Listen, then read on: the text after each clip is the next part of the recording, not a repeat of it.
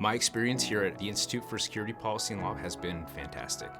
This place actually feels like a team, regardless if you're a research assistant, a student in one of the classes, or one of the faculty. All of the people in this office are driven towards being successful, whether that's for the student or for the team in general. The Institute started in 2004. It was an institute after 9/11 that was focused on the intersection of national security and counterterrorism. When I came to Syracuse, I renamed the Institute for Security Policy and Law, or SPL, to identify a broader mission. One of the biggest benefits of SPL is that they have a certification program. It's a partnership between Syracuse University College of Law and the Maxwell School. We're an institute that has a particular focus on the practical and real-world experience. We have over 100 years of government experience alone. All national security issues are part of policy, and all national security issues have legal components. We don't want to do one or the other. We're going to combine the two. That's the nature of national security practice.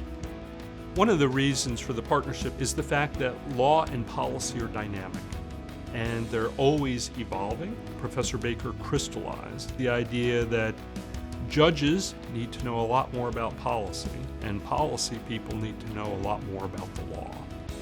Students from the College of Law, when they come to the Maxwell School, they feel like their opportunities to have professional impact and engage in public service is greater because they have a deeper understanding of both policy analysis and the context in which it happens. You have the opportunity between the law school and the Maxwell School to work on things that have real-world impact. This isn't like an encapsulated academic environment. This is actually one of those that can reach forward and work with policymakers, lawmakers all across the world, really. I don't know anywhere else where you can actually have that sort of impact from day one. When I came here, I thought I was going to do a completely different aspect of human rights law, international law, and security law. And then I met a really lovely set of professors and classmates who helped me pursue defense law and global security studies. And I wouldn't have been able to do that without such a compassionate faculty.